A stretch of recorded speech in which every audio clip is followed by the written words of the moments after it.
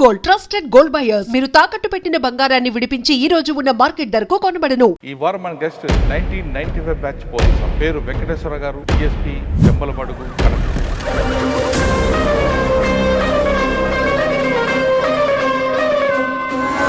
చేసిన 5 నెలల్లో మీకు బాగా గుర్తుండిపోయిన కేసు అని చెప్పండి. సివిల్ మ్యాటర్లో డబ్బులు ఇవ్వలేదని అతన్ని తల పగలగొట్టి వాళ్ళ అమ్మాయిని కిడ్నాప్ చేసుకుని ట్రాన్స్ఫర్ కొండైపిల్లు సింగరాయకొండ దగ్గర ఒక ఇద్దరు వింతా వెంకటేశ్వర రెడ్డి అనే అతన్ని ఒక 4 రౌడీ షీటర్లు ఫాలో అయ్యి అతన్ని రోడ్డు మీదే చంపేస్తారు.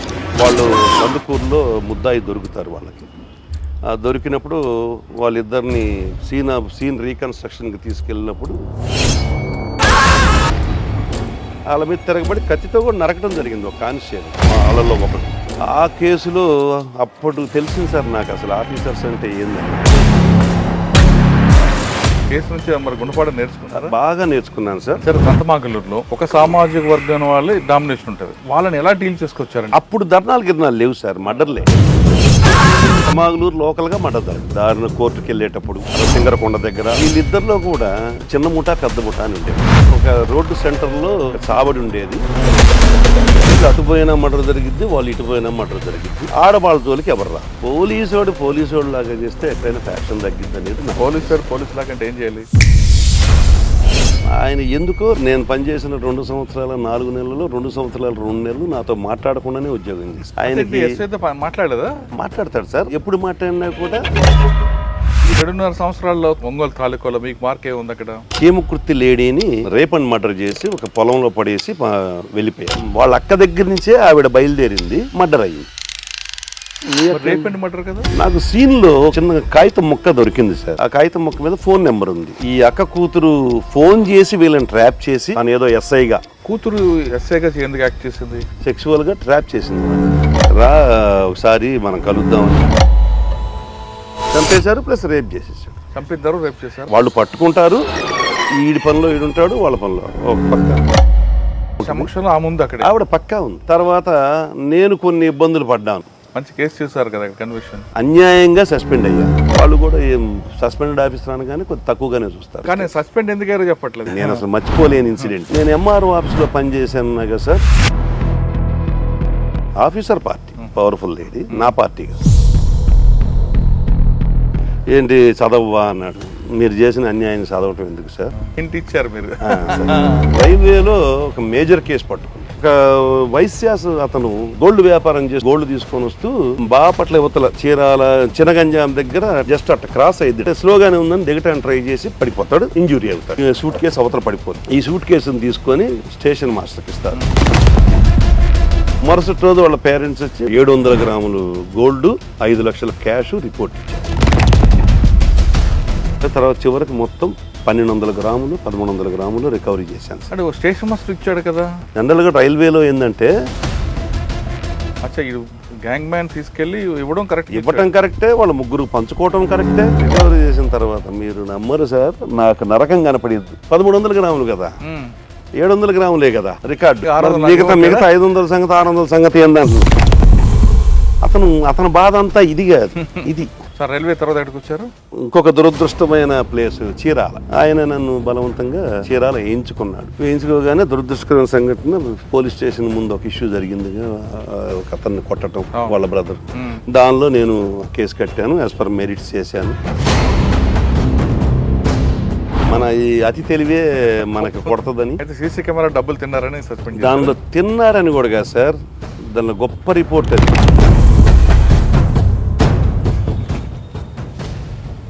అసలు నేను రెండోసారి చచ్చిపోవాలి. ఒకసారి పొదిల్లో చనిపోవాలి, రెండోసారి చీరాల్లో చనిపోవాలి. Welcome to crime diaries.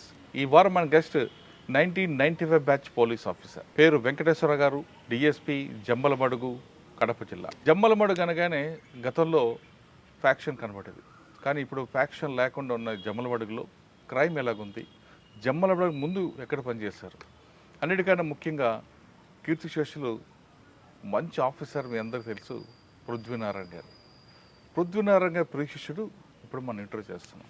ఆయన అడిగి పృథ్వీనారాయణ గారితో ఆయన బంధం ఎలాగుంది, ఆయన దగ్గర ఏం నేర్చుకున్నారు, ఆయన కలిసి పనిచేస్తున్నప్పుడు ఎలాంటి కేసులు ఉన్న విషయాన్ని సార్ అని తెలుసుకున్నాం. సార్ నమస్తే అండి. నమస్తే సార్.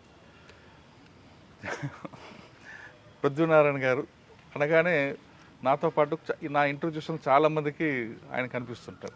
సార్. ఎందుకంటే ఆయన ఒక బేసిక్ పోలీసింగ్ ఉంటుంది, విజువల్ పోలీసింగ్, టఫ్గా మార్చేస్తాడు పోలీసింగ్ అని. ఆయన ప్రశిష్యుడు మీరు సార్. కాబట్టి ఇంకా మీ దగ్గర ఆయనకి కలిసి పనిచేశారు, ఆయన దగ్గర ఏం నేర్చుకున్నారు సార్? మీరు డిపార్ట్మెంట్కి వచ్చినప్పుడు ఆయన ఉన్నారు కాబట్టి ఇద్దరు కలిసి పనిచేసినప్పుడు ఎలా ఏ విధంగా ఉంటుంది, ఇప్పుడు ఏ విధంగా పోలీసింగ్ ఉంది, ప్లస్ జమ్మలమడుగు అనగానే ఒకప్పుడు ఫ్యాక్షన్, ఇప్పుడు ఫ్యాక్షన్ లేని జమ్మలమడుగులో ఏం వర్క్ ఉంటుంది? ఈ ప్రశ్నలు సమాధానం చెప్పే ముందు వెంకటేశ్వర గారి కుటుంబ నేపథ్యం, పోలీస్ యూనిఫామ్ ఎందుకు వేసుకున్నారు? ముందుగా నమస్కారం సార్. అసలు పృథ్వీనారాయణ గారి శిష్యుడు అనగానే గూస్ బంప్స్ వచ్చేస్తాయి సార్, అందులో డౌటే లేదు. బేసికల్గా మా నాన్నగారు ప్రాసెస్ సర్వర్గా కోర్టులో పనిచేసేవారు సార్. నేను ఆంధ్ర యూనివర్సిటీలో ఎంకామ్ చేసి లా చేస్తుండగా నాకు ఫస్ట్ రెవెన్యూలో ఎంఆర్ఓ ఆఫీస్లో ఏఎస్ఓగా అంటే అసిస్టెంట్ స్టాటిస్టికల్ ఆఫీసర్గా వచ్చింది సార్ ఫస్ట్ జాబ్. అదొక 6.5 years చేశాను సార్. అంటే 89 ఏఎస్ఓని 95 ఆగస్టులో ఈ సబ్ ఇన్స్పెక్టర్ రావడం జరిగింది. సబ్ ఇన్స్పెక్టర్ రావడానికి గల నేపథ్యం ఏంటంటే, నేను రెంటచింతల ఎంఆర్ఓ ఆఫీసులో పనిచేసేటప్పుడు రాఘవరావు గారు అని చెప్పేసి ఒక ఎస్ఐ గారు ఆయన పిస్టల్ పెట్టుకొని పోతుండేవాడు. నేను ఎంఆర్ఓ ఆఫీసులో ఉండి ఆయన చూసి ఇద్దరం షటిల్ ఆడుతుండేవాళ్ళం. రాఘవరావు గారు నేను. ఆయన్ని చూసి ఆయన మంచి నీట్ ఫిట్తో ఉండేవాడు, నేను కూడా ఆయన హైట్ ఈక్వల్గా ఉండేవాడిని. నాకు ఇద్దరు కానిస్టేబుల్స్ ఫ్రెండ్స్ సార్. వాళ్ళిద్దరూ ఉండి, సార్ మీరు హైట్ బాగున్నారు, మీరు ఇదేంటి సార్ మీరు ఎస్ఐ అయితే బాగుంటారు అని చెప్పేసి వాళ్ళు నన్ను ప్రొవోక్ చేసి మేము ముగ్గురము ఎగ్జామ్ రాయటం జరిగింది.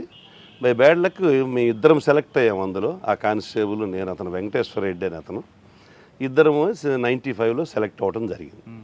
ఇది ఎస్ఐకి ఉన్న నేపథ్యం. తర్వాత ఎంఆర్ఓ ఆఫీస్లో పనిచేసేటప్పుడు నాకు ఎంఆర్ఓతో ఒక అనీవెన్ రిలేషన్ ఉండేది. నేను ఆంధ్ర యూనివర్సిటీ నుంచి రావటం, పాత తహసీల్దారులు ఇప్పుడు తహసీల్దారులు కాదు సార్, రాత్రి 9-10 దాకా ఉండేవాళ్ళు. మేము ఈవినింగ్ 5 గంటలకి నా ఆఫీస్ అయిపోయిందని నేను బయటికి వెళ్తే నన్ను బస్ స్టాండ్లో ఉంటే పిలిపించేవాడు వెనక్కి, ఎవరిని అడిగి వెళ్ళామని. నేను క్యాజువల్గా 5 తర్వాత మిమ్మల్ని అడగాల్సిన అవసరం లేదు సార్ అని అనేవాడిని. నువ్వు అడిగి వెళ్ళాలంటే నేను అడగను, నా టైమింగ్ 10 to 5, ఈలోపు మీరు రాకపోతే మీరు అడగండి అని అతనితో ఇట్లా అనీవెన్ రిలేషన్షిప్ ఉండేది. లీవు కావాలన్నా కూడా చాలా కష్టంగా ఉండేది. అతన్ని బతిమలాడుకొని లీవ్ తీసుకోవాల్సి వచ్చేది. ఈ నేరేషన్లో నేను అప్పటికీ గ్రూప్ 1 2 times ఇంటర్వ్యూ కూడా పోవటం జరిగింది.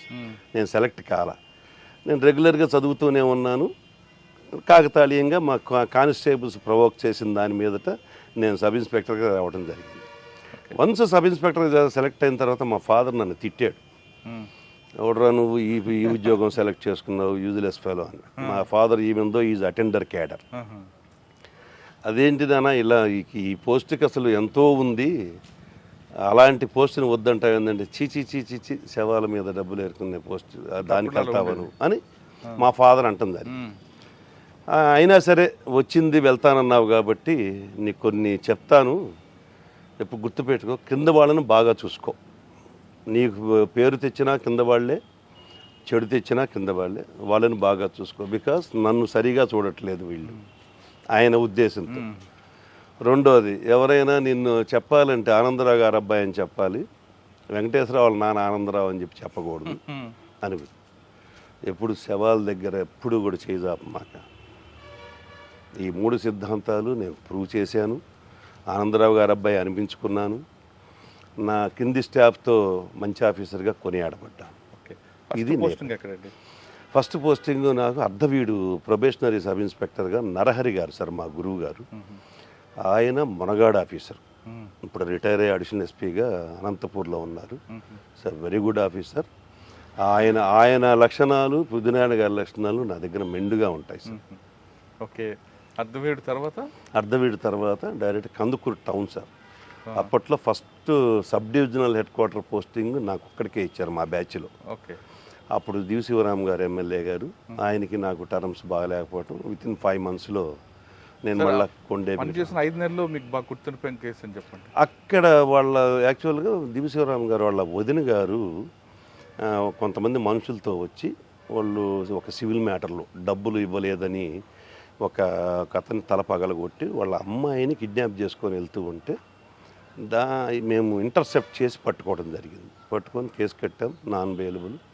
అప్పట్లో విపరీతమైన ప్రెషర్స్ వచ్చినాయి, బట్ ఎక్కడా కూడా ప్రెషర్స్కి లొంగకుండా రిమాండ్ పంపించడం జరిగింది. అది ఒక సెన్సేషనల్ కేసు అని ఆ రోజుల్లో. ట్రాన్స్ఫర్ ఆ దెబ్బతో కొండేపి ట్రాన్స్ఫర్. కొండేపిలో ఉండగా నాకు సంబంధం లేదు, కానీ సింగరాయకొండ దగ్గర ఒక ఇద్దరు వింతా వెంకటేశ్వర రెడ్డి అనే అతన్ని ఒక 4 రౌడీ షీటర్లు ఫాలో అయ్యి అతన్ని రోడ్డు మీదే చంపేస్తారు సార్. రోడ్డు మీదనే. ఆ రోడ్డు మీద చంపేసినప్పుడు ఆ కేసులో మా సిఐ గారు కాళికా ప్రసాద్ రెడ్డి గారు మమ్మల్ని పిలవటం జరిగింది. మేము ఆ రోజు సాయంత్రం వాళ్ళు కందుకూరులో ముద్దాయి దొరుకుతారు వాళ్ళకి. దొరికినప్పుడు వాళ్ళిద్దరిని సీన్ రీకన్స్ట్రక్షన్కి తీసుకెళ్ళినప్పుడు మా సిఐ మీద తిరగబడతారు. మా సిఐ దీనిలో పోచ్చులో ఉన్న పిస్టల్ని లాగేస్తారు. అప్పుడు నా దగ్గర ఉన్న రివాల్వర్తో నేను వాళ్ళని కాల్చడం జరిగింది, ఇద్దరిని. తర్వాత వాళ్ళని హాస్పిటల్కి తీసుకెళ్ళిన తర్వాత చనిపోవటం జరిగింది. అది ఫస్ట్ ఫైరింగ్ ఓపెన్ 98 సార్. అది కొండేపిలో ఉండగా సింగరాయకొండకి నాకు సంబంధం లేదు. ఆ కేసులో అప్పుడు తెలిసింది సార్ నాకు అసలు ఆఫీసర్స్ అంటే ఏందనేది. నా కేసు నేనే సీడీ కొట్టుకోవాల్సి వచ్చింది. నా కేసు నేనే హైకోర్టులో తిరగాల్సి వచ్చింది. సపోర్ట్ చేయలేదా? మన కిషోర్ కుమార్ సారు బాగా సపోర్ట్ చేశారు. అప్పుడు ఎస్పీ కిషోర్ కుమార్ గారు డీజీగా రిటైర్ అయి ఉన్నారు. ఆయన ఎక్సలెంట్గా సపోర్ట్ చేశాడు. బట్ మా ఇమ్మీడియట్ ఆఫీసర్లు నాకు సరిగ్గా చేయలేదు. కేసు నుంచి మరి గుణపాఠం నేర్చుకున్నారా? బాగా నేర్చుకున్నాను సార్. అంటే ఓవరాల్గా చెప్తే ఏం చేయాలి, అంటే ఓవరాల్గా ఇది ట్రూ సార్. అందరూ ఫాల్స్ అనుకుంటారు, కానీ నేను అప్పుడే చదువుకొని రావటం, అప్పుడే ట్రైనింగ్ నుంచి రావటం, నేను ఇంకా మర్చిపోవాలా ఏంటనేది, రైట్ ఆఫ్ ప్రైవేట్ డిఫెన్స్ ఎలా వాడుకోవచ్చు అనేది చదువుకొని ఉన్నాను. వాళ్ళ మీద తిరగబడి కత్తితో కూడా నరకడం జరిగింది ఒక కానిస్టేబుల్, వాళ్ళల్లో ఒకడు. యాక్చువల్గా వెపన్స్ని సెర్చ్ చేయటం కోసం తీసుకెళ్లారు అక్కడికి. వాడు తీసుకుంటూ ఒకడేమో కానిస్టేబుల్ నరికాడు, ఒకడేమో కత్తి పట్టుకొని అతను ఇది లాగటం జరిగింది. ఆ ఎఫెక్ట్లో జరిగింది. దానిలో మేము ఇక చేయకూడదు అంటారు మీ వాళ్ళు? చేయకూడదు అనలేదు సార్. చేసిన తర్వాత కొంత ప్రొసీజరల్ ఇది ఉంటుంది సార్ మాకు. తర్వాత మమ్మల్ని హైకోర్టులో వేశారు. హైకోర్టులో మా మీద మర్డర్ కేసు కట్టమని చెప్పి జడ్జిమెంట్ ఇచ్చారు. దాని తర్వాత మళ్ళీ మేము డివిజన్ బెంచ్కి అప్పీల్కి వెళ్ళాం. అయితే ఈ అప్పీల్కి వెళ్ళే ప్రాసెస్లో వీటిల్లో కొంత లీగల్ సపోర్ట్ అవసరమైంది. మేము అప్పటి వరకు బుడ్డోళ్ళం, మాకేమీ తెలియదు, మేము కొత్త. కోర్టు కూడా పెద్దగా తెలియదు, హైకోర్టు అంటే అస్సలు తెలియదు. మరి అక్కడికి పోయి ముద్దాయిల్లాగా మేము నిలబడాలంటే ఇగో అడ్డం వస్తుంది. ఇన్ని రకాల కాన్సెప్ట్స్లో సరైన సహకారం దొరకలేదు. బట్ తర్వాత వచ్చిన ఎస్పీసు చారు సిన్హా మేడం గారు సపోర్ట్ చేశారు. తర్వాత మనీష్ కుమార్ సిన్హా గారు మాకు ఖమ్మంలో ఉండగా, మనీష్ కుమార్ సిన్హా గారు మాకు ఏఎస్పీ గారు, ఆయన మాకు సపోర్ట్ చేశాడు. ఏదున్నా ఇమ్మీడియట్ ఆఫీసర్స్ సరైన సపోర్ట్ ఇవ్వలేదని ఏదో ఒక లెసన్ వచ్చింది. ఆ లెసన్ అయితే వచ్చింది పక్క. కొండేపి తర్వాత అంటే ఆ ఎఫెక్ట్ ఎక్కడికి వచ్చారు? కొండేపి తర్వాత పర్చూరు వెళ్ళాను సార్. పర్చూరులో అక్కడ మా గురువు గారు పెద్దనారాయణ గారు పరిచయం. పెద్దనారాయణ గారు సిఐ గారు, మాకు ఇంకొల్లు సిఐ గారు, ఆయన కింద నేను. నేను ఎవరి మాట వినేవాడిని కాదు, కొద్దిగా హార్డ్గానే ఉండేది. అవును సార్, వాడారు సార్. ఎస్ సార్, అవును సార్. హార్డ్గా ఉండేవాడిని. ఒక్కోసారి ఏం చెప్పినా కూడా వినేవాడిని కాదు. ఆయన లేదు వెంకటేశ్వరరావు, వాడు ఎప్పుడో గతంలో మనకు ఉపయోగపడ్డాడు, వాడిని బయట పెట్టు, లోపల వద్దులే అని గౌరవంగా అని అనేవాడు సార్. సరే, ఆయన నాకెందుకు ఇష్టపడ్డాడంటే ఆయన కొద్దిగా మైథలాజికల్గా మంచి మాటలు చెప్పేవాడు సార్. తండ్రి అంటే ఎలా ఉండాలి, తండ్రిని మా ఫాదర్ మేము కొద్దిగా మాట్లాడుకుంటూ ఉండేవాళ్ళం కాదు. ఓరో చెప్పేవాడు. మా నాన్నగారితో మాట్లాడటం చూసి, అలా కాదు వెంకటేశ్వరరావు, ఆయన నీకు జన్మనిచ్చినవాడు, ఆయన తప్పు చేసి ఉండొచ్చు, బట్ అలా కాదు అని అంటే నేను నా పద్ధతి మార్చుకున్నాను. అంటే వాళ్ళు ఎన్ని ఉన్నప్పటికీ చిన్న పెద్దవారుగా చేసినప్పటికీ మనం ఎలా చూడాలో నేర్పిన వ్యక్తి. తర్వాత అతని దగ్గర సాయం గుణం ఉంది సార్, అది నేను నేర్చుకున్నాను. నేను చాలామందికి హెల్ప్ చేస్తుంటాను నాకు చేతనైనంత వరకు. అది ఆయన దగ్గర నేర్చుకున్నాను. ఇంకోళ్ళు అన్నప్పుడు పరచూరు ఇంకోళ్ళు పరచూరులో ఒక రౌడీజ్ ఉండేది ఎప్పుడు పరుచుల్లో ఉండేవాడు సార్, ఒకడు ఉండేవాడు సార్, వాడి పేరు గుర్తులేదు. వాడిని వీళ్ళ కమ్యూనిటీనే, మన సార్ కాపులు వాళ్ళ కమ్యూనిటీనే. అయినా సరే వాడిని ఒక రోజు తీసుకొచ్చి మంచి కౌన్సిలింగ్ చేసాం. ఒక అమ్మాయిని ఇల్ట్రీట్ చేస్తే దాంతో ఆయన పాపం నాకు చెప్పలేక వెంకటేశ్వర అయినంత వరకు చాలు రిమాండ్కి పంపించాను. నేను లేదులేండి సార్, వాడు చేసిన దానికి ఈ రిసీవ్డ్ ఆల్ అని ఈయన గౌరవం మీద, బట్ కంట్రోలింగ్ ఉండేది. పరచూరులో సార్ కొట్టుపాటి వర్గం గాదె వెంకటరెడ్డి, మాకు అప్పుడు గొట్టిపాటి వర్గం ఏం లేదు సార్, ఓన్లీ గాదె వెంకటరెడ్డి ఉండేవాళ్ళు అంతే సార్. ఆయన అనుచరులు ఎక్కువ ఇబ్బంది పెట్టి ఏం లేదు సార్, గాదె వెంకటరెడ్డి గారు ఆయన సాఫ్ట్ సార్, ఏం లేదు. నేనున్నప్పుడైతే లేదు సార్. అది మార్టూరులో మనకి కనపడేది, మార్టూరులో కనపడుతుంది మీరు చెప్పేది. ఆ పక్కనకి వెళ్తే మీకు నక్కలపాలెం, చిన్న నక్కలపాలెం అటువైపు ఇంకా అదంతా ఉంటుంది, అటువైపు ఉంటుంది. మాకు పరచూరుకి లేదు ఆ రోజుల్లో. పరచూరులో గాదె వెంకటరెడ్డి గారు ఎమ్మెల్యేగా ఉండేవాడు. ఆయనకి మా సిఏ గారికి పృథ్వీనారాయణ గారికి పడేది. ఎలక్షన్స్లో కూడా ఆయన ఫైరింగ్ ఓపెన్ చేయటం, తర్వాత కుక్కలరెడ్డిపాలెం, కుక్కల బంగారుపాలెం ఏదో ఉంది ఊరు, ఆయన ఫైర్ ఓపెన్ చేశాడు. ఈ ఆనంద్కి సంబంధించిన ఉప్పు ఫ్యాక్టరీ వాళ్ళు తిరగబడితే దానిలో కూడా ఆయన చాలా సఫర్ అయ్యాడు. పరచూరు తర్వాత అంటే పరచూరు తర్వాత నేను గ్రూప్ 1కి సెలవు పెట్టి విఆర్కి వెళ్ళిపోయాను సార్. విఆర్కి వెళ్ళి మన కిషోర్ కుమార్ గారి దగ్గరే అప్పుడు ఎలక్షన్ జరుగుతుండేది. ఆ ఎలక్షన్కి నేను ఎస్బీఎస్ఐగా ఉండి ఎలక్షన్ ఎస్ఐగా ఉండేవాడిని. ఆయన దగ్గర ఉంటూ ఆయన సీసీగా ఉండేవాడిని ఆల్మోస్ట్. అక్కడి నుంచి అయిపోయిన తర్వాత కిషోర్ కుమార్ గారు ట్రాన్స్ఫర్ అయ్యారు. ఆయన హసన్ రజా గారు అని వచ్చారు. ఆయన వచ్చి ఆయన టైంలో ఒక ఎలక్షన్ జరిగింది. ఆయన నన్ను సంతమాగులూరు వేశారు సార్. ఎవరికి? నన్ను. సంతమాగులూరు ఇప్పుడు జమ్మలమడుగు మీరు ఎలా చెప్పుకుంటారో ఆ జిల్లాలో సంతమాగులూరు అంత ఫ్యాక్షన్ ఇది. అప్పటికి బాగా మర్డర్లు జరిగి ఉన్నాయి. నేను వెళ్ళేటప్పటికి హసన్ రజా గారు అడిగారు నన్ను, how do you feel about your posting అన్న. అంటే నేను కొద్దిగా ఎస్పీ గారితో బాగా మాట్లాడాను, ఓపెన్గా మా దగ్గర ఏముండేవి కాబట్టి బాగా మాట్లాడాను. మిమ్మల్ని మీకన్నా పొలిటికల్ వాళ్ళని నమ్ముకుంటే బాగుండేదేమో సార్ అన్నాను. లేదు అక్కడ నీలాంటి వాడు అవసరం అందుకని వేశాను. అక్కడ ఫ్యామిలీ ఉండటానికి లేదు, పిల్లలకి చదువు ఉండటానికి స్కూళ్ళు లేవు, చాలా ఇబ్బంది. అది ఒక విధంగా చెప్పాలంటే పనిష్మెంట్ పోస్టింగ్. సరే వెళ్ళాను, 1 ఇయర్ చేశాను. సరే, సంతమాగలూరులో ఒక సామాజిక వర్గం వాళ్ళు డామినేషన్ ఉంటుంది. Yes sir.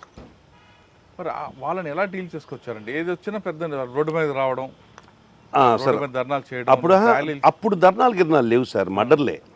అదే మర్డర్లే. ధర్నాలు ఇక్కడ లోకల్గా మర్డర్ జరగదు సార్. సంతమాగులూరు లోకల్గా మర్డర్ జరగదు. దారిని కోర్టుకు వెళ్ళేటప్పుడు అదే అలా సింగరకొండ దగ్గర అలా ఇలా జరుగుతున్నాయి. వాళ్ళు బేసికల్గా వాళ్ళిద్దరూ, ఒకళ్ళు బలరాం గ్రూపు, ఒకళ్ళు గొట్టిపాటి గ్రూపు. వీళ్ళిద్దరిలో కూడా చిన్న ముఠా పెద్ద ముఠా అని ఉండేవాడు.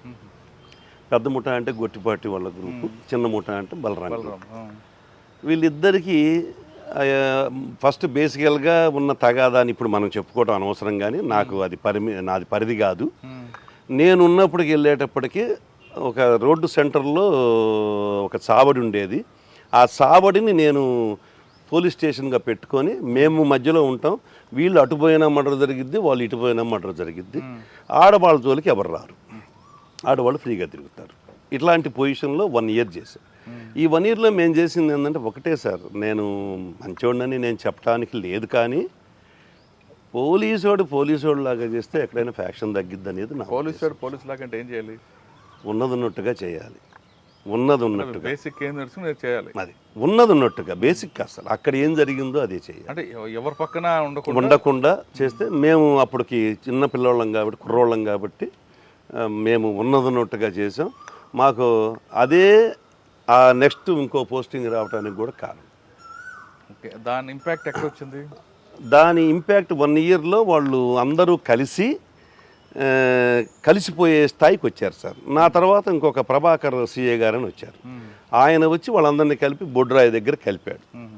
స్టిల్ బొడ్రాయి దగ్గర కలిపిన మళ్ళా ఒక మర్డర్ జరిగింది సంతమాగులూరు.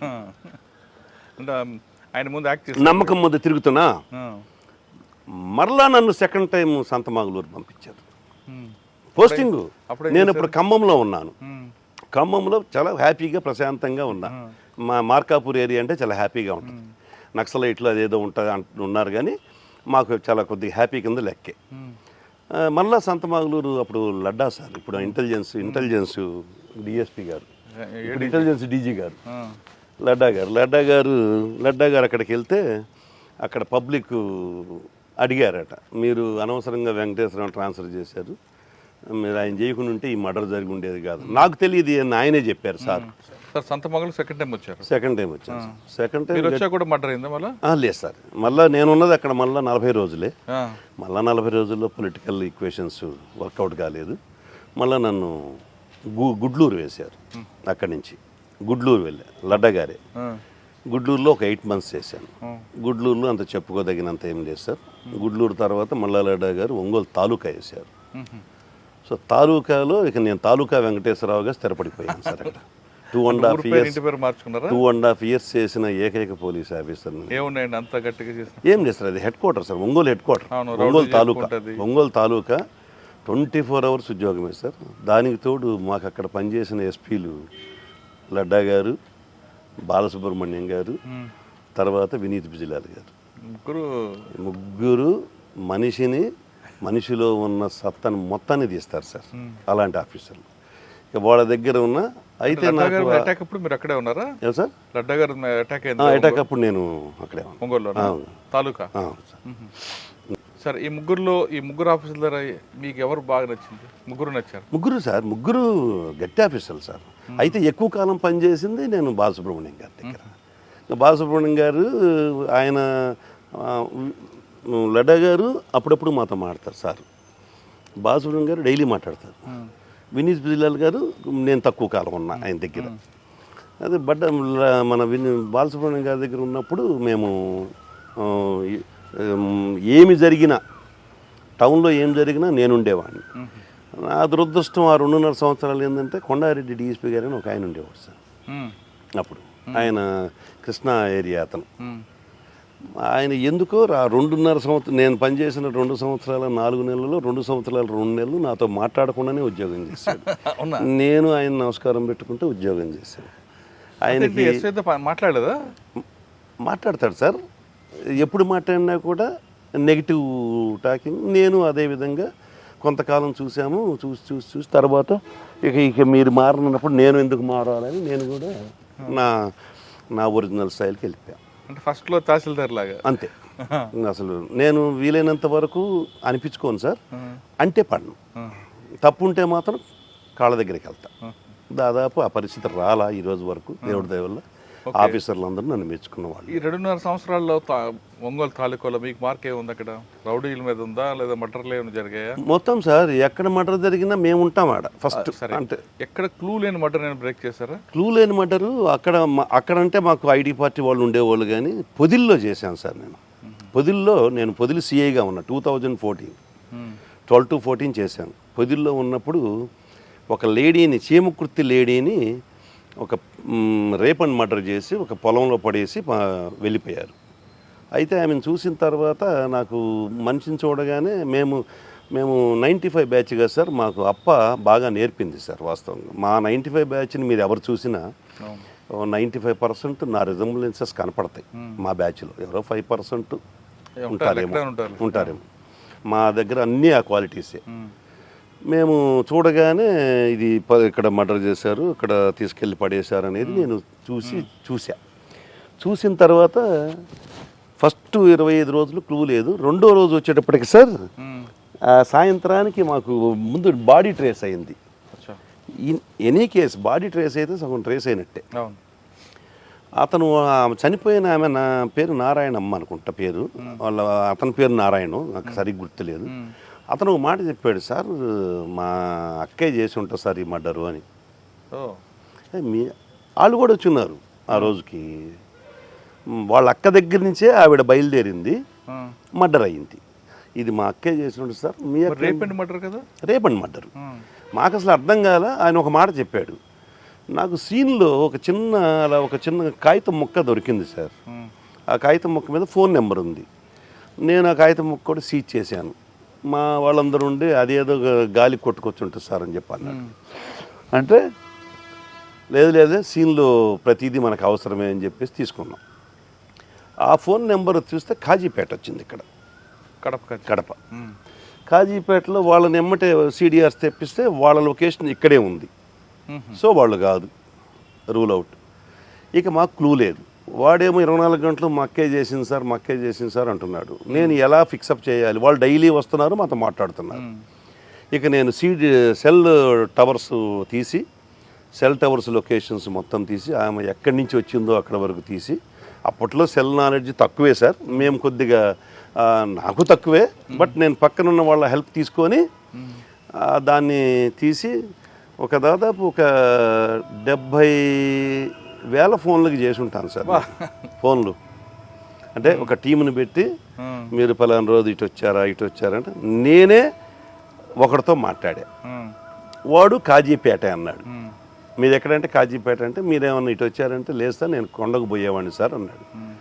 అని పెట్టేసి ఈ సెల్ టవర్లోంచి తీసిన తర్వాత మెయిన్ ఎవరు ఆ రూట్లో ఎవరు వచ్చారని చూస్తే వాళ్ళలో ఒకటి కాజీపేట వచ్చింది. ఇక కాజీపేట లింక్ ఉందని చెప్పేసి మేము వెళ్ళి అసలు ఆ ఫోన్ వాడిని ఏదైతే ఫస్ట్ ఫోన్ ఉందో ఆ ఫోన్ వాడి దగ్గరికి వెళ్ళాం. వాడుండి ఇది పలానా వాడుకి ఇచ్చాను సార్ నేను అన్నాడు. ఏంది సార్ అంటే వాడి కోసం వచ్చారంటే నాకు చెప్పండి సార్ ఏందో అన్నాడు. ఏం లేదు ఈ విధంగా మా దగ్గర జరిగిందంటే సార్ మర్డర్ సంగతి నాకు తెలియదు కానీ సుమోలో అయితే వచ్చిన మాట కరెక్ట్ సార్ అన్నాడు. సుమోలో అయితే వచ్చిన మాట కరెక్ట్ అన్నాడు. ఇక వెళ్ళాం, వాడిని పట్టుకున్నాం. నాకు అసలు తెలియదు అంటాడు. మొత్తం చెప్తే క్లియర్గా అడ్మిట్ అయ్యారు.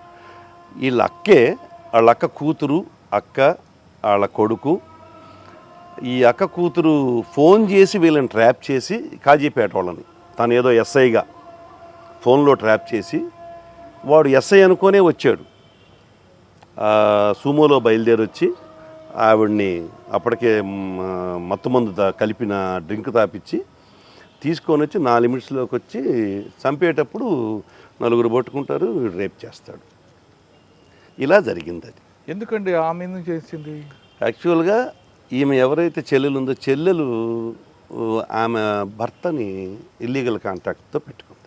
ఎవరు చెల్లెలు? ఇప్పుడు చచ్చిపోయిన ఆవిడకి ఈ అక్క భర్తకి, అంటే ఆమె చెల్లెలే ఈమె భర్తకి ఇల్లీగల్ కాంట్రాక్ట్ ఉంది చనిపోయిన ఆమెతో. అతను ఈమె కోసం చీమకుర్తి వెళ్తూ చీమకుర్తిలో దారిలో యాక్సిడెంట్ అయి చచ్చిపోతాడు. వాళ్ళ ఫ్యామిలీ వీధిని పడింది. అతను కొద్దిగా మంచి పాలిష్డ్గా బతికినోడు పొలిటికల్గా. అతను చనిపోవడంతో వీళ్ళు ఆ కూతురికి కొడుక్కి ఏం వల్లే చనిపోయాడు అనేది పడి మెత్తగా మంచితంగా చనిపోయిన 4 రోజులకి జరిగింది. ఆ కూతురు ఎందుకు మరి తీసుకుందండి? ఎస్ఐగా ఎందుకు యాక్ట్ చేసింది? ఈమె చంపలేదు, ట్రాప్ చేసింది సెక్చువల్గా. అంటే మనం అనకూడదు ఆమెని, సెక్చువల్గా ట్రాప్ చేసింది వాడిని.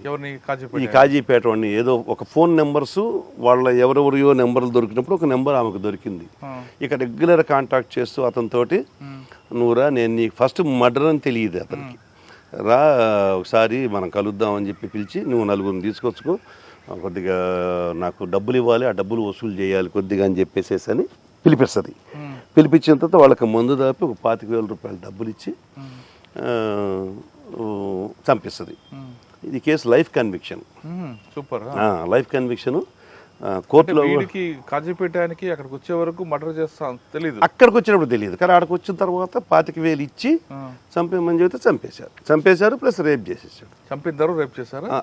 వాళ్ళు పట్టుకుంటారు, ఈడి పనిలో ఈడుంటాడు, వాళ్ళ పనిలో ఒక పక్క ఆమెమో చున్నీ పట్టుకుంటాడు. ఆవిడ పక్కా ఉంది, ఆవిడికి లైఫ్, అతనికి లైఫ్, అతనితో పాటు వచ్చిన ఇద్దరికి లైఫ్.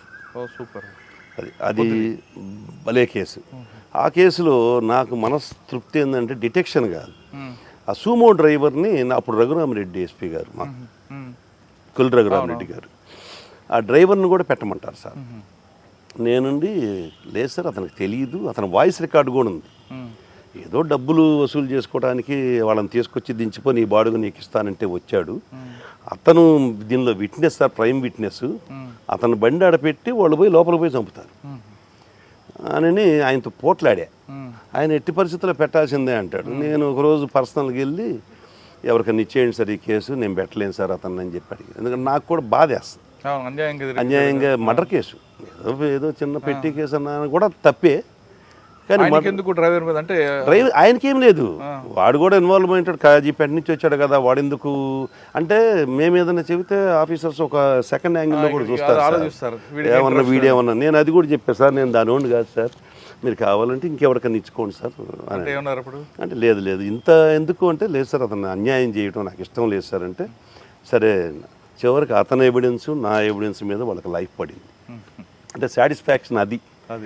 ఈ డిటెక్షన్ చేయకపోయినా పర్లేదు, కానీ ఒక అన్యాయంగా మనం పంపించలేకపోయి వాడి వల్ల మన కేసు కూడా సక్సెస్ అయింది. సక్సెస్ రేటు మర్డర్ కేసులో రావడం బాగా అరుదు సార్. నాకు దాదాపు 7-8 కేసుల్లో కన్విక్షన్లు వచ్చినాయి సార్.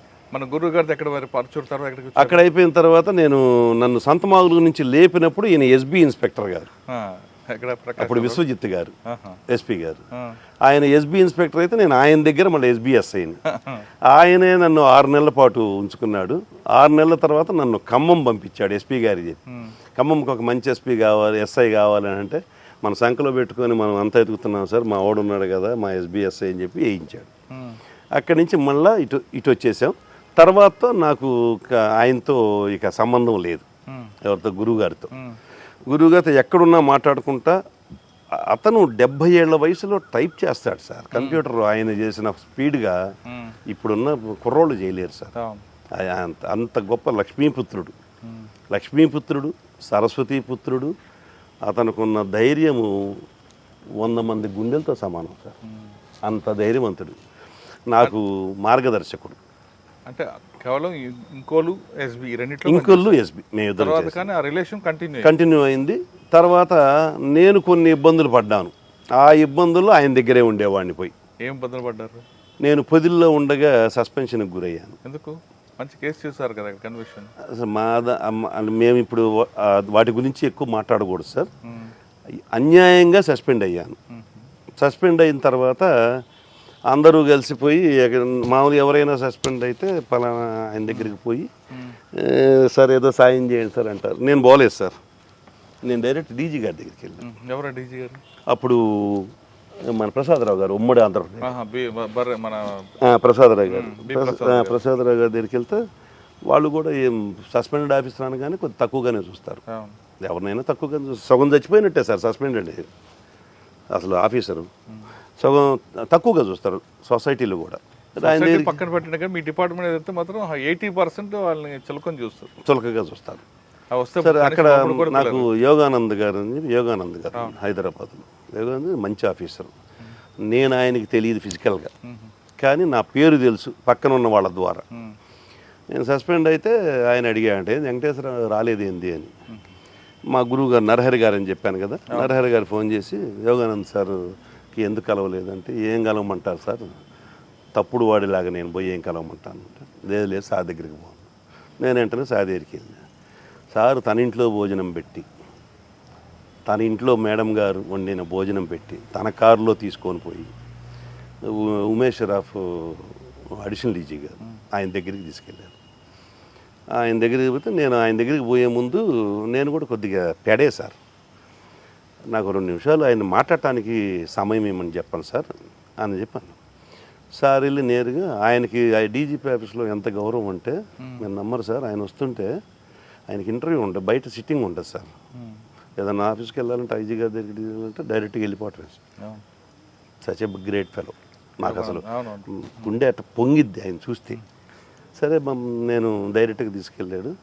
ఏం లేదు సార్, నాకు తెలిసిన ఆఫీసరు, మంచి ఆఫీసరు, ఒక 2 మినిట్స్ మీతో మాట్లాడటానికి పర్మిషన్ ఇవ్వమన్నాడు, మీరు ఏం సాయం చేయకపోయినా పర్లేదంట. సరే చెప్తే నేను ఒక 3 కాగితాలు తీసి పెట్టి ఆయన ఎదురుగా పెట్టి ఇది చదవండి సార్ అన్న, అండర్లైన్ చేసి. చెప్పబోయా ఏందో అన్నాడు ఆయన. లేదు సార్, మీరు నాకు టైం ఇచ్చారు, మీరు చదివితేనే అర్థమైంది సార్ చెప్పే కన్నా. 3 చూశాడు. ఫోన్ చేసి ఆ కన్సర్న్ ఆఫీసర్ని అడిగాడు, మేము మీ ఇష్టం వచ్చినట్టు చేయటమేనా అంటే. ఆఫీసర్లో కూడా గట్టి ఆఫీసర్లు ఉన్నారని చెప్పుకోవడానికి ఇది ఒక నిదర్శనం. ఆయన రిటైర్ అయిపోయి కూడా ఉన్నారు, చెప్పాల్సిన అవసరం కూడా లేదు. రీసెంట్గా సార్ మా దగ్గరికి వచ్చారు, ఉమేష్ షరాఫ్ గారు. మరుసటి రోజు మధ్యాహ్నానికి రిలీవింగ్ ఆర్డర్ ఇచ్చేశారు సార్. నాకు అలా వచ్చింది రిలీవింగ్ ఆర్డర్. సీనియర్స్ అలా సపోర్ట్ చేస్తారు, సపోర్ట్ చేస్తారు, క్యారెక్టర్ని బట్టి చేస్తారనేది నాకు. కానీ సస్పెండ్ ఎందుకు చెప్పట్లేదు మీరు? సస్పెన్షన్కి రీజన్స్ సార్, నేను ఒక సివిల్ మ్యాటర్ వచ్చింది సార్ పొదిల్లో. అది త్రూ పెద్ద ఆఫీసర్ నుంచి వచ్చింది, ఎవరైతే నన్ను చేశారో వాళ్ళ దగ్గర నుంచి వచ్చింది. అది ఎస్పీ గారి ద్వారా, ఎస్పీ గారు డిఎస్పీ ద్వారా వచ్చింది. నాకు దగ్గరికి కూడా రాలే. డిఎస్పీ గారు నన్ను తీసుకొని పోయాడు, నా లిమిట్స్ కాబట్టి. ఆ సైట్ ఆ దొనకొండ వెళ్ళాం. అప్పుడు కొత్తగా ఆంధ్రప్రదేశ్ రాజధాని దొనకొండ అని వినపడుతుంది బాగా. ఆ దొనకొండ ల్యాండ్ నా కర్మకాలి. నాకు అది ఎప్పుడు నైట్ మేర్ సార్, నాకు ఆ రాజధాని అనేది నేను అసలు మర్చిపోలేని ఇన్సిడెంట్.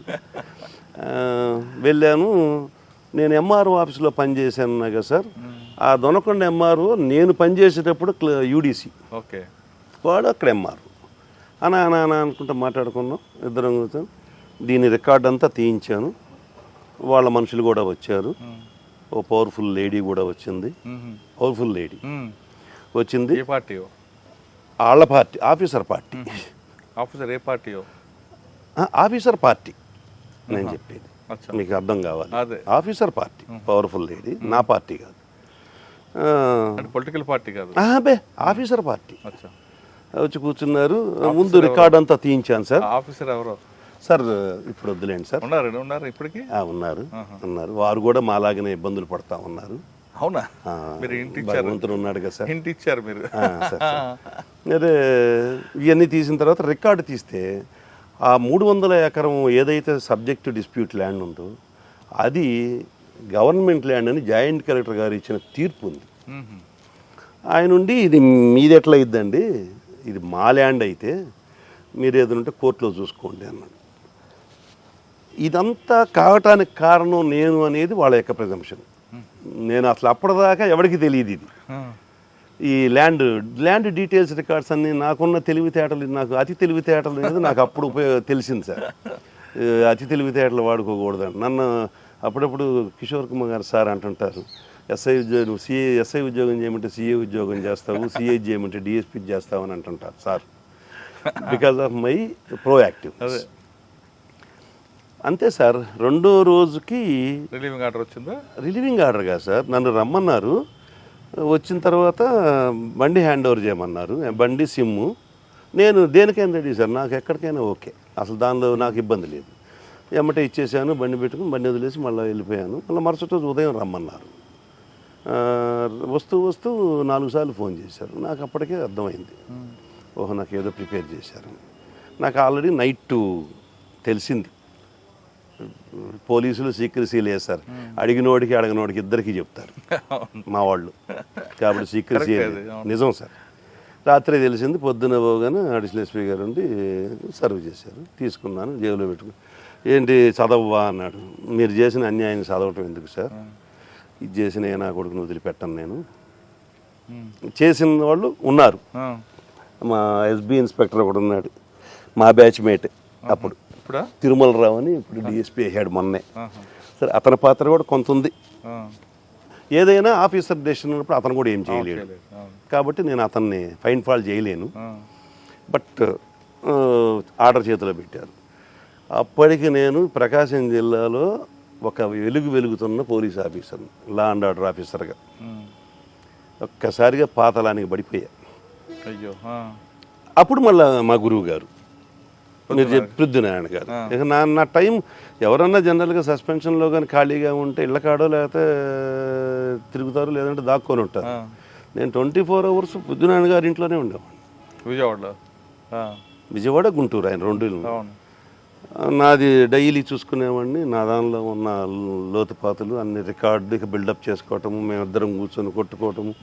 కాసేపు ఆయన లాయర్ ప్రాక్టీస్ చేస్తుంటాడు, కోర్టుకి వెళ్తాము, ఇక ఆయనతో పాటు తిరుగుతా ఆయన కోర్టుకు వచ్చిన టైంలో నిందితుడిని పట్టుకోవడానికి పరిగెత్తినప్పుడు కాలు ఇరిగింది, నేను ఉన్నాను సార్ అక్కడ. ఏం జరిగింది ఆ రోజు? ఆ రోజు ఇతను కానిస్టేబుల్ పట్టుకొని పోతుంటే వాడు వదిలించుకొని పోతుంటాడు, ఈయన ఎదురుగున్నాడు, కనపడుతుంది వాడు రావటం. జస్ట్ ఒక కాలు ఇట్ట అన్నాడు, ఈయన పడ్డాడు, 2 నెలలు బొమ్మల పడ్డాడు. నాకెందుకు వెంకటేశ్వరరావు ఈ వయసులో అంటే, లేదు సార్ మీలో పోలీసు ఉన్నాడు, అందుకే పోలీస్ ఆఫీసర్ చనిపోయేంత వరకు పోలీస్ ఆఫీసర్ సార్, రిటైర్ అయితే పోలీస్ దొరికాడు, తర్వాత దొరికాడు సార్, ఆ రోజుకి దొరకల, తర్వాత దొరికాడు. పట్టుకోవడానికి ప్రయత్నం చేశాడు, కాలు అడ్డం పెట్టాడు సార్. అంటే ఈయనకి ఇతను ఎంత యారోగెంట్ అంటే మన బుద్ధినారాయణ గారు ముందట్ట మాట్లాడతాడు అంతే. ముందు ఏదైనా ఒక లా అండ్ ఆర్డర్ ఇష్యూలో ఫస్ట్ అఫెన్స్ ఇతందే ఉంటుంది, ఇంకా వాళ్ళది ఛాన్స్ ఉండదు. ఒక్కొక్క ఏళ్ళు ఇంత ఉంటుంది సార్ అయింది, కోడితే ముఖం పగిలిపోద్ది, అంత దవడ జారిపోద్ది. మెడ మీద వేస్తుంటాడు కదా, ఇక్కడ వేస్తాడు, దవడ జారిపోతుంటుంది. అయితే తక్కువ ఆయన్ని అట్లనే చూస్తుంటారు అందరికి, ఊరకు తగాదలో వచ్చాడంటే ఇక వెనక వెళ్ళిపోతారు, ముందు బాడీని చూసి వెళ్ళిపోతారు. అవును, తర్వాత రికార్డు బిల్టప్లో కూడా ఆయన తర్వాత ఇస్తారు, అద్భుతమైన రికార్డు సార్. సస్పెండ్ అయిపోయిన తర్వాత ఆయనతో ఉన్నారు, తర్వాత మీకు మళ్ళీ వచ్చింది సార్. మళ్ళా 4 నెలలకే రిలీవ్ అయ్యాను యోగానంద్ గారి ద్వారా. ఇక నేను రైల్వే లూప్లోనే ఇంక సస్పెండెడ్ పోలీస్ ఆఫీసర్లు అంటే ఇక మేము బనికిరాం లా అండ్ ఆర్డర్కి, అది క్లియర్ అయిపోయిన దాకా బనికిరాం. సరే రైల్వేకి వెళ్ళిపోయాం. రైల్వేలో ఒక మేజర్ కేసు పట్టుకున్నాం. అప్పుడు కిషోర్ కుమార్ గారు రైల్వే డీజీ మాకు, ఆయన ఉన్నప్పుడు ఒక రైల్వే చేశారు ఒంగోలు, నాదంతా సర్వీస్ ఒంగోలే సార్, మొత్తం ఒంగోలే. ఒక్క వేమూరు సిఐగా లాస్ట్లో చేశా. ఒక వైశ్యాస్ అతను గోల్డ్ వ్యాపారం చేస్తూ గోల్డ్ తీసుకొని వస్తూ బాపట్ల యువతల చీరాల చినగంజాం దగ్గర జస్ట్ అట్లా క్రాస్ అయ్యిద్ది ట్రైన్, ఇట్లా తిరిగిద్ది, స్లోగా ఉన్నట్టు అనిపిస్తుంది మనకు కూడా. అదే స్లోగానే ఉందని దిగటానికి ట్రై చేసి పడిపోతాడు, ఇంజురీ అవుతాడు. ఈ సూట్ కేసు అవతల పడిపోద్ది. ఆడున్న గన్మ్యాను ఇంకొకడు ఇద్దరు కలిసి, గన్మ్యాన్ కాదు గ్యాంగ్ మ్యాన్, వాళ్ళిద్దరూ ఈ సూట్ కేసుని తీసుకొని స్టేషన్ మాస్టర్కి ఇస్తారు. స్టేషన్ మాస్టర్ లోపల పెట్టమంటాడు, ఇతన్ని హాస్పిటల్కి చీరాలు తీసుకెళ్తారు. ఇతను చనిపోతాడు. అయ్యో, వీళ్ళు దీని గురించి చెప్పరు. మరుసటి రోజు వాళ్ళ పేరెంట్స్ వచ్చి మా వాడిని ఇట్లా పోయిందని దాదాపు 700 గ్రాములు గోల్డ్, 5 లక్షల క్యాష్ రిపోర్ట్ ఇచ్చారు. మేము మా దగ్గర అప్పుడు రమేష్ బాబు అని ఒక డిఎస్పీ ఉండేవాడు, రైల్వే డిఎస్పీ నెల్లూరు. ఆయన దాన్ని మర్డర్ చేయి అని చెప్పి మర్డర్ కేసు చేసిందా ఊరుకోలే. ఎంత చెప్పినా ఏం సరే వాళ్ళతో ఇప్పటికే తగాదాలు పెట్టుకుని ఉన్నా, మళ్ళీ ఈయనతో కూడా ఏం తగాదు, రైల్వేలో కూడా ఏం తగాద పెట్టుకున్నానని నేను తీనాటు ఆల్టర్ చేశాను. చివరికి పట్టుకున్నాం, ఒక 15-20 రోజుల తర్వాత పట్టుకున్నాం. అది కూడా త్రూ ఓన్లీ లైజన్, అందులో నా శక్తి లేదు ఏం లేదు. ఒక అడ్వకేట్ నాకు మంచి ఫ్రెండ్, అడ్వకేట్ ఫోన్ చేసి అడిగాడు, ఏందన్నా అంత లేదంటున్నాయి బంగారం, 700 లేదంటున్నాయి అన్నాడు. ఎంతో కొంత 300 200 ముందు 300 ఉన్నంతకు తీసుకొని నా దగ్గర రా అన్న. తీసుకొని రావటం ఏందన్నాడు, నా తెలుసులేనా నీ దగ్గరికి వచ్చాడు, వాడు పలానా వాడు లేనా అన్న ఊరక. అన్న నువ్వు సామాన్యుడు కాదన్నా అంటే తెలిసిపోయింది. నేను వాళ్ళని పట్టుకొని వాడు ఏమీ లేదు ఇదే ఉందని చెప్పారు. తర్వాత చివరికి మొత్తం 1200 గ్రాములు 1300 గ్రాములు రికవరీ చేశాను సార్. అంటే స్టేషన్ మాస్టర్ ఇచ్చాడు కదా, స్టేషన్ మాస్టర్ పంచుకున్నారు సార్ ముగ్గురు. ఇక చనిపోయాడు కదా. జనరల్గా రైల్వేలో ఏంటంటే ఎక్కడి నుంచో వచ్చి పడిపోతుంటారు, వీళ్ళ ఆనవాళ్ళు కనుక్కునేటప్పటికే సంవత్సరాలు అయింది. ఇక దీని గురించి ఎవడు కనుక్కుంటాడు? గ్యాంగ్ మ్యాన్ తీసుకెళ్ళి ఇవ్వటం కరెక్టే, వాళ్ళ ముగ్గురు పంచుకోవటం కరెక్టే. ఎవరు ముగ్గురు? స్టేషన్ మాస్టరు, ఈ ఇద్దరు ఎవరైతే ఫస్ట్ ఇద్దరు ఉన్నారు గ్యాంగ్ మ్యాన్, ఇంకొకరు. బంగారం ఉందని ఓపెన్ చేసి చూసారా వీళ్ళు? అక్కడే కనపడింది సార్, కింద పడిపోయి. వాళ్ళు మళ్ళీ జాగ్రత్తగా తీసుకొని పోయారు. నాకు అక్కడ ఎవరు చెప్పారంటే, సార్ మేము చూసాము సూట్ కేసు వాళ్ళు తీసుకెళ్ళడం చూసాము అనగానే వీళ్ళని పట్టుకుంటే మాకు తెలియదు అన్నారు. ఫస్ట్ అప్పటికి మాకు తెలియదు అన్నారు. తర్వాత మనం ఈ నా లైజన్ ద్వారా వచ్చింది. సరే రికవరీ చేసిన తర్వాత మీరు నమ్మరు సార్, నాకు నరకం కనపడింది ఆయన దగ్గర. డిఎస్పీ 1300 గ్రాములు కదా, 700 గ్రాములే కదా రికార్డు. మిగతా 500 సంగతి 600 సంగతి ఏందంటున్నా. నేను దాని వాళ్ళని కూర్చోబెట్టిందే దానికే సార్, మనం కూడా ఆడ కూర్చోవాలా అని నేను యాక్సెప్ట్ చేయలే. అతను నా క్యారెక్టర్ని ఫెడిల్ చేయటం బిగిన్ చేశాడు. ఎస్పీ గారు నీ మీద అనుమానిస్తున్నాడు. అప్పుడు ప్రభాకర్ రావు గారు, మాకు రైల్వే ఎస్పీ ప్రభాకర్ రావు గారు రిటైర్ అయిపోయారు. ఆయన పెద్ద మనిషి. ఎస్పీ గారు నిన్ను ఇట్ట అంటున్నాడు, అట్ట అంటున్నాడు, అసలు నీ మీద చాలా ఇదిగా ఉంది. ప్రతిరోజు ఉదయం ఫోన్ చేయటం ఈ మాట అన్నాడు. నాకు కడుపులో కాలి. ఇంకొకటి ఏంటంటే ఈ రికవరీ అప్పుడు అంతా ఆయన సమక్షంలోనే చేశాను సార్. నేను ఇప్పటికీ రికవరీ వస్తువు ముట్టుకోను సార్. ఇప్పటికీ సిఐలు వాళ్ళు చేయాల్సిందే, లేదంటే ఆ పక్కన ఉన్న కాన్షియస్ ముట్టుకోవాల్సిందే, నేను ముట్టుకోను. ఎందుకో మరి నాకు మొదటి నుంచి. మీరేగా సార్ మొత్తం చూసింది, నేనేం చేశాను నువ్వు చెప్పాలి కదా అంట. అతని బాధ అంతా ఇది కాదు, ఇది. అరే నేను ఎస్పీ గారికి డైరెక్ట్గా ఫోన్ చేశాను సార్. మాకు అక్కడ ఓన్లీ డిఎస్పీలే మాట్లాడతారు, ఎస్పీతో రేర్ మేము మాట్లాడతాం. నేను ఫోన్ చేసి సార్ కొద్దిగా బాధగా ఉంది, ఏదన్నా కేసు ఎవరికైనా ఇచ్చేయండి సార్ అంటే, లేదు నాకు కూడా ఇదే గోలా అని, లేదని నువ్వు బాగా చేస్తున్నావు, గో హెడ్ అన్నాడు. తర్వాత ఇక నేను అతన్ని అన్న మాటలు అసలు వర్ణించరాని సార్, వర్ణించరాని. నాకు చిన్నప్పటి నుంచి వచ్చినవన్నీ వాడేసా, అన్ని వాడేసా, ఒకే లాంగ్వేజ్ వాడా, నాకు వచ్చిన లాంగ్వేజ్.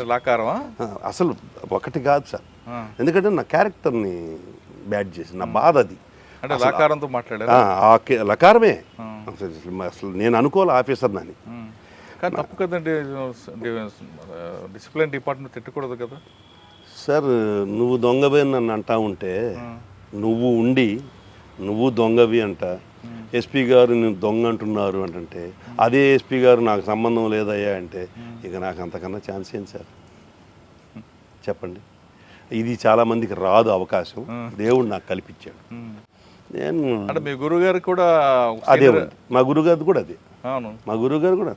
మా గురుగారు మర్యాదగా మాడతాడు, నేను ఆ రోజు మర్యాద తప్పే. మీ గురుగారు ఒక సీనియర్ కొట్టాడుగా మరి. అయినా సరే నేను నా బాధ అది కదా సార్. సరే వీళ్ళిద్దరిని అరెస్ట్ చేశారా? ఎవరిద్దరిని? స్టేషన్ మాస్టర్ని మొత్తాన్ని అరెస్ట్ చేసి రిమాండ్ పంపించాం సార్. ఆ టైంలోనే అది దాదాపు 50 లక్షల వర్త్ సార్. స్టేట్లో రైల్వేలో టాప్ కేసు. సార్ అక్కడ ఒక బంగారం తీసుకెళ్తున్నారని రైల్వే కానిస్టేబుల్ వీళ్ళందరూ ఒక గ్యాంగ్ ఫామ్ అయి అది కావాలి సార్, అది జరిగింది, అది కావాలి. ఒక అడిషనల్ ఎస్పీ గారు సస్పెండ్ అయ్యారు, అది కావాలి. మీది కాదు, నాది కాదు, అది కావాలి. కేసు ఐడియా ఉందా? ఐడియా ఉంది నాకు. ఆయన అదేంటంటే మన మార్కాపూర్ ఓఎస్డి గారి దగ్గర గన్మెన్లు ఉంటారు. వీళ్ళిద్దరు కావల్లో ఎక్కువ ఉంటుంటారు, వాళ్ళ నేటివ్ కావల్లో ఒకరిని ఫాలో అయ్యారు. ఏది బంగారం వ్యాపారిని, వాడు డబ్బు తీసుకెళ్తుంటాడు. అతన్ని ట్రైన్లో వీళ్ళు ఇంటర్సెప్ట్ చేసి పోలీసులు అని చెప్పేసి అది తీసుకొని వెళ్తారు, గన్ చూపించి. వాళ్ళు మళ్ళీ దిగి ఒకసాట పారిపోతుంటే వెంటనే తెలిసిపోద్ది. అప్పుడు కావలి సిఐ వాళ్ళందరూ వీళ్ళందరినీ స్పాట్లోనే పట్టుకుంటారు. పట్టుకుంటే అప్పుడు అడిషనల్ ఎస్పీ గారు ఆఫీసర్కి ఫోన్ చేస్తాడు.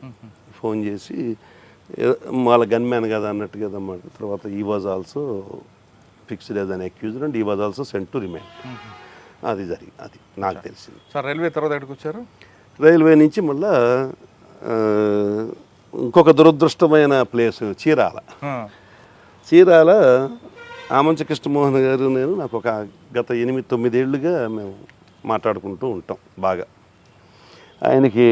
ఆయన అంటే కొద్దిగా నేను పాజిటివ్గానే ఉండేవాడిని, ఆయన నన్ను పాజిటివ్గానే చూసేవాడు. ఆయన నన్ను బలవంతంగా చీరాల వేయించుకోగానే దురదృష్టకరమైన సంఘటన, పోలీస్ స్టేషన్ ముందు ఒక ఇష్యూ జరిగిందిగా, ఒక అతన్ని కొట్టడం వాళ్ళ బ్రదర్. దానిలో నేను కేసు కట్టాను, యాజ్ పర్ మెరిట్స్ చేశాను. తర్వాత ఈయనకెందుకో నేను నచ్చల, ఆయనకు అనుకూలంగా జరగట్ల. నేను అప్పటికి ఒకసారి చెప్పా, సార్ నేను వెళ్ళిపోతాను, మీరేమన్నా వేసుకోండి అని. లేదు మీరు ఉండాల్సిందే, మీరు స్ట్రైట్ ఫార్వర్డ్ అన్నంత మాట ఇదిగా లేకుండా. తర్వాత again I was kept under suspension for second time. ఏ ఇష్యూలో? అదే సీసీ కెమెరాలు, చీరాలలో సీసీ కెమెరాలు పెట్టి సీసీ కెమెరాలతో ఉద్యోగం చేసేవాడిని నేను. పబ్లిక్ 35 కెమెరాలు, సుమారు 7-8 లక్షల రూపాయలు పబ్లిక్ డైరెక్ట్గా సీసీ కెమెరాల కంపెనీలకే డబ్బులు పంపించేటట్టు చేసి టౌన్లో అరేంజ్ చేశారు. అప్పటికి ఈ సీసీ కెమెరా కల్చర్ రాలా ఇంకా. నేను ఫస్ట్ అది చెప్పాను కదా సార్, మన ఈ అతి తెలివే మనకు కొడుతుందని. అయితే సీసీ కెమెరా డబ్బులు తిన్నారని సస్పెండ్ దానిలో తిన్నారని కూడా కాదు సార్, దానిలో గొప్ప రిపోర్ట్ అది. ఒక అతన్ని పీటీజెడ్ కెమెరాలు 4 అడుగుతా, ఒక్కొక్కటి ఈచ్ కాస్ట్ 75,000, అంటే 3 లక్షలు. ఈ 3 లక్షలు నేను అడుగుతాను, ఆయన ఇస్తానన్నాడు, ఆయన కొన్నాడు, కానీ మాకు ఇవ్వాల. నేను మళ్ళీ ఆయన అడగల. ఈ 3 లక్షల రూపాయల కెమెరాలు ఈ గొడవంతా సద్దుమణిగిన తర్వాత నేను అమ్ముకొని 3 లక్షలు గెయిన్ ఇవ్వాలనేది రిపోర్ట్. అసలు నేను రెండోసారి చచ్చిపోవాలా, ఒకసారి పొదిల్లో చనిపోవాలా, రెండోసారి చీరాల్లో చనిపోవాలా. అదృష్టవశాత్తు నా సర్కిల్ కానీ పబ్లిక్ కానీ నా మీద ఆ ముద్ర నమ్మలేదు కాబట్టి నేను సొసైటీలో చాలా హ్యాపీగా గడిపా. అప్పుడెవరు మీకు కాపాడారు రెండోసారి? నన్ను నేనే కాపాడుకున్నా, మా గురువు గారు కాపాడారు పొద్దున్న సెకండ్ టైం. అంతే, ఉద్యోగి గారు మేమిద్దరం ఇంకెందుకంటే నాకు ఒకసారి ఎక్స్పీరియన్స్ వచ్చేసింది కదా. రెండోసారి నేను ఇక మళ్ళీ పోయి నన్ను రిలీవ్ చేయమని అడిగేది లేదు, నాదంతా పేపరే సార్. పోవటాలు అడుక్కోవటాలు లేవు, ఎందుకంటే మీరే చేసి మిమ్మల్ని నేనేం అడుక్కునేని, మీరు చేశారు. నేను మిమ్మల్ని దగ్గరికి వచ్చి ఎన్ని అడుక్కుంటే మాత్రం ఉపయోగం ఏముంది? పై వాళ్ళేమో దొంగలాగా చూస్తారు నన్ను. సరే, రెండోసారి సస్పెండ్ అయ్యారు, మళ్ళీ ఎప్పుడు రిలీవ్ అయ్యారు? 6 నెలల తర్వాత. 6 నెలల తర్వాత నన్ను రిలీవ్ చేసి మళ్ళీ విఆర్ ఒక 7-8 నెలలు ఉంటాం. తర్వాత కందుకూరు నేను ప్రిఫర్ చేశాం, ఎందుకంటే దీనిలో ఉండి మళ్ళీ మెయిన్ లేనికి రాకపోతే సొసైటీ మర్చిపోద్ది సార్, మమ్మల్ని ఖచ్చితంగా మర్చిపోద్ది. అదే నేను సరే అప్పుడేదో కందుకూరు ఎమ్మెల్యే గారు నన్ను ప్రిఫర్ చేశారు, ఆయన ఏదో అడిగారు. నేను వెళ్తే గోపాలరావు గారు రిటైర్ అయి ఉన్నారు, పెద్ద మనిషి, పెద్ద ఆయన. తెలుసు. ఇప్పటికే 2 ఏదో పనులు చేసావు, 3వ ఏదో పని చేయడానికి నిన్ను పంపాలా అన్నారు. తప్పు కదా సార్ అంటే, అయితే మీరు నన్ను ఎదవనని డిసైడ్ చేశారా సార్, ఇంకా మీకెందుకు సార్ చెప్పుకోవటం, నమస్కారం అని వెనక్కి తిరిగా. ఏం చెప్తావేంది అన్న.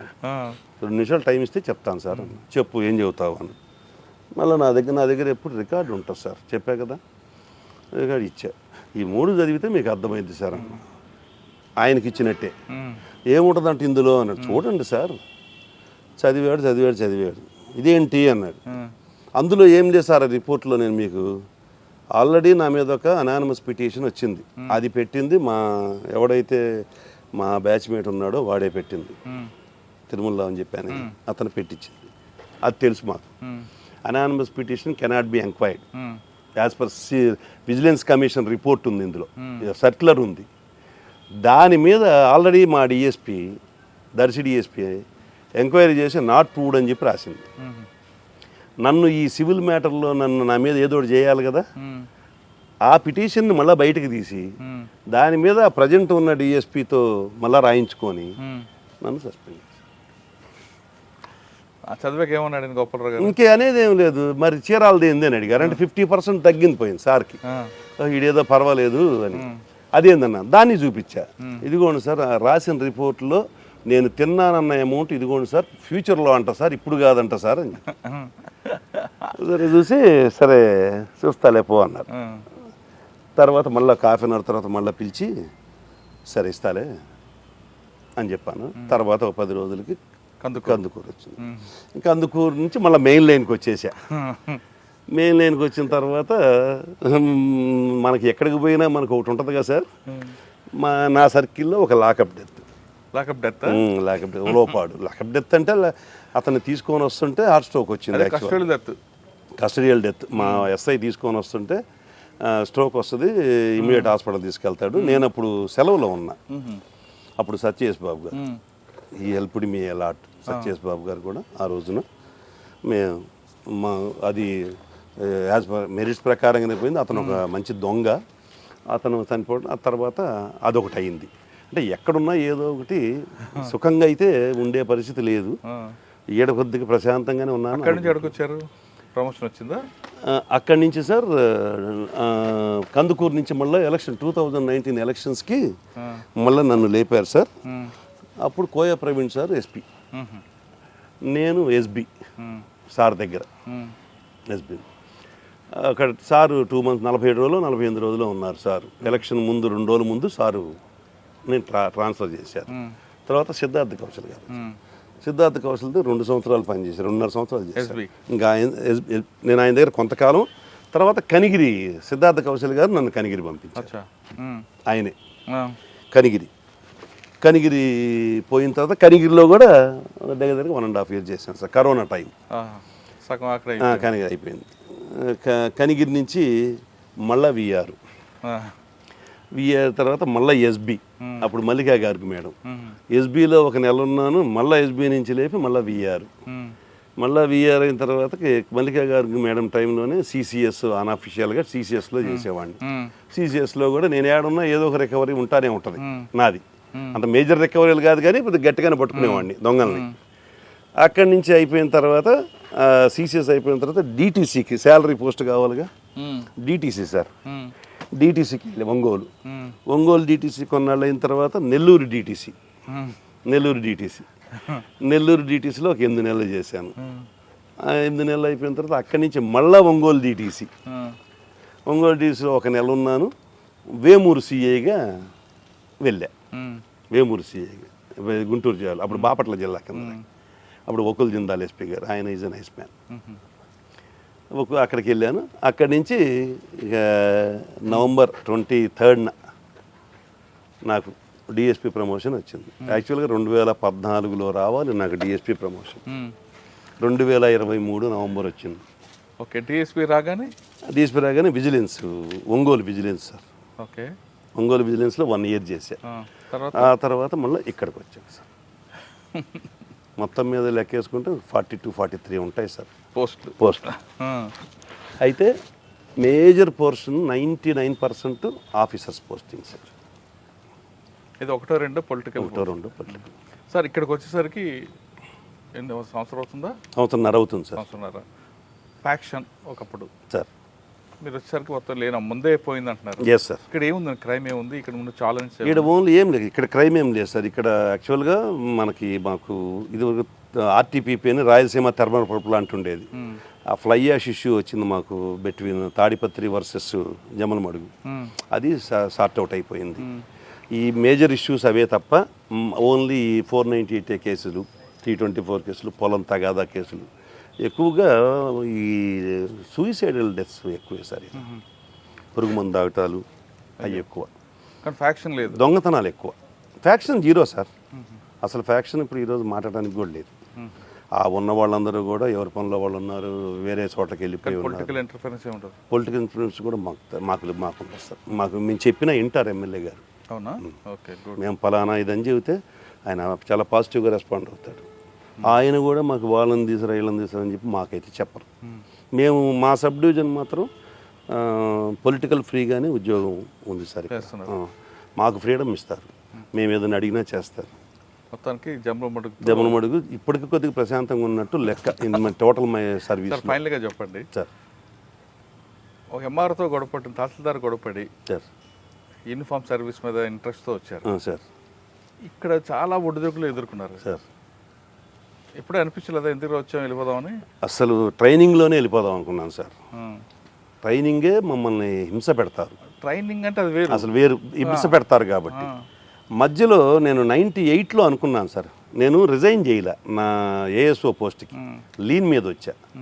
98కి మా ఆవిడ కొద్దిగా అడిగింది, అవసరమా మనకి ఈ రప్చర్ అని, ఈ రప్చర్ అవసరమా అని అడిగింది. అంటే లేదు, క్యాడర్ పోస్ట్ కాబట్టి కొద్దిగా మనం పడాల్సిందే, వాళ్ళని తప్పదు. అప్పుడు ఓకే, కానీ సస్పెండ్లు అవ్వడం, మనం ఎవరైతే మనం నమ్ముతాం వాళ్ళే మనకు ఎదురు తిరగడం, ఏ డిపార్ట్మెంట్ అయితే మనకి మన డిపార్ట్మెంట్ కోసం ఒబే చేస్తాం వాళ్ళే మీకు ఎదవా అన్నం లేదంటే ఇటు మాట్లాడుతుంటే సార్, ఆఫీసర్లు అనేవాళ్ళు వాళ్ళ దగ్గర ఉన్న ఫస్ట్ ఇన్ హ్యాండ్ ఇన్ఫర్మేషన్తో మాట్లాడుతుంటారు సార్. మనం we cannot taken into cognizance. ఎప్పుడు కూడా ఆయనకి పూర్తిగా మన గురించి ఆఫీసర్స్కి కొంతే తెలుస్తారు. వెంకటేశ్వర పలాన్సీ సస్పెండ్ అయ్యాడు, ఆ యాంగిల్లోనే మాట్లాడతారు. అందుకే నేను ఫస్టే చెప్పాను, వన్స్ సస్పెండెడ్ అంటే సస్పెండెడ్ ఆఫీసర్ కానీ చూస్తారు లైఫ్ లాంగ్. మన దానిలో అంతే. మిగతా వాళ్ళంతా doesn't mean that all are good అని కాదు. దొరికినోడు దొంగ డిపార్ట్మెంట్ అయితే ఒకసారి స్టడీ చేస్తారు కదా, స్టడీ. కానీ వాళ్ళకి అంత సమయం ఉండదు సార్. మనం అనుకోవటం కాదు, మన గురించి ఆలోచించేంత ఉండదు. బట్ మనం పోయినప్పుడు చాలామంది మాట్లాడటం చేతగాక మాట్లాడటానికి భయపడి చెప్తే వింటారు సార్ ఆఫీసర్లు. మేము చాలామంది దగ్గర ఉన్నా చెప్తే వింటారు. ఇప్పుడు మమ్మల్ని దగ్గరికి తీసుకున్న ఆఫీసర్ నా ఐపీఎస్లో నాకు పోస్టింగ్స్ అన్నీ, మరి వాళ్ళందరూ ఎలా తీసుకున్నారు? వాళ్ళ దగ్గర చేశాం కాబట్టి వాళ్ళకి ఫలానా చెయ్యని ఆఫీసర్ వస్తారు. తెలియక అనుకుంటారు. వాళ్ళు అన్నారని మనం బాధపడాల్సిన పని లేదు సార్. అయితే దాన్ని మనం కాంట్రడిక్ట్ చేయగలగాలంటున్నాను. అదే చెప్పానే సార్, గోపాలరావు గారు 2 ఏదో పనులు చేసామన్నారు. నేను చెప్పిన తర్వాత నేను మరి మీ సీట్లో ఉన్న వాళ్ళని కామెంట్ చేయాలి సార్, నేను ఎట్లా చేస్తాను సార్ అన్న. అర్థం చేసుకున్నారు, పోస్ట్ ఇచ్చారు. అది ఉంది, ఇది ఉంది. కాకపోతే చెప్పుకునేంత ధైర్యం నాలాగా అందరికీ ఉండకపోదు. మాకు గురువు గారు ధైర్యం ఇచ్చారు కాబట్టి ఆ గురువు గారి నీడలో వెళ్తున్నాం. ఎక్కడ ఆఫీసర్లు మమ్మల్ని ఇంతవరకు నువ్వు అలా చేసావు ఇలా చేసావు అని తిట్టిన దాఖలా నా సర్వీసులో లేదు సార్. 100% జాబ్ సాటిస్ఫాక్షన్ అయితే ఉంది. ఇన్ని బాధలు పెట్టినా, ఇన్ని బాధలు ఉన్నా నేను అంటే బాధలు ఆ ఒక్క 2 బాధలే.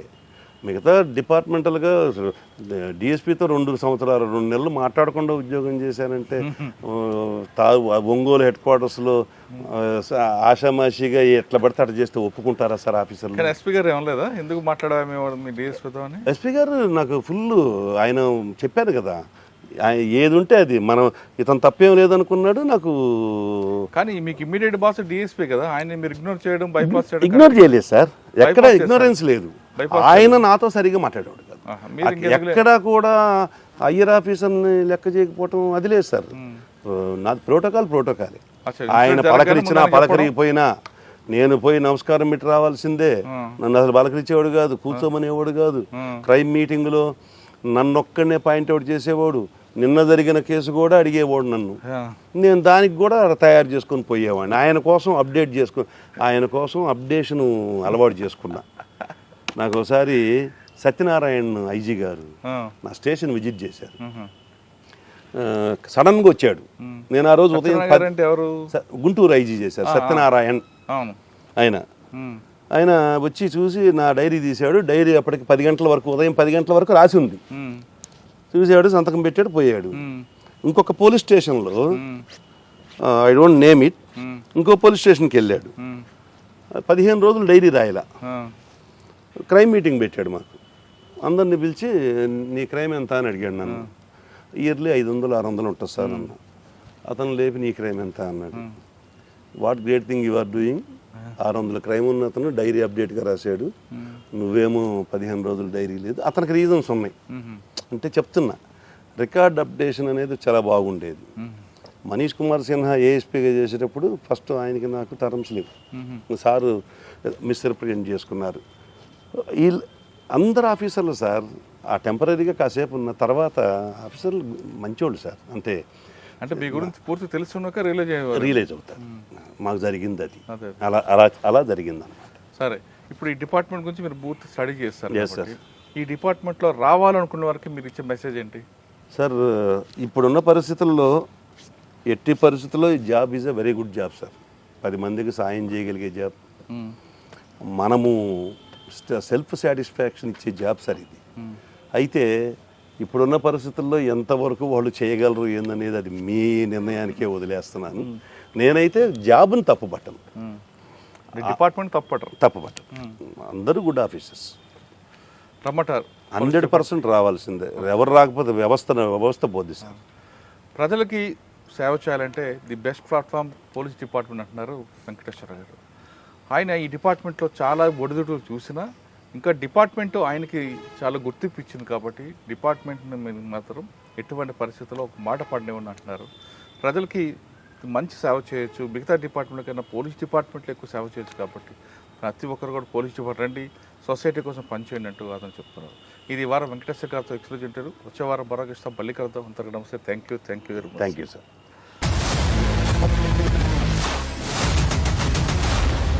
I deem this police diaries is something very, very valuable towards that. I must really appreciate Murali, your insights. I Dreams founder and CEO Chinna Vasudev Reddy Gartoni, Muralidhar crime stories చాలా famous అయిపోయినాయి. Gautam Savan garu and Satyanar sir. Good. Well done. congratulate him for doing so well. And I congratulate him, his boss also, for doing so well.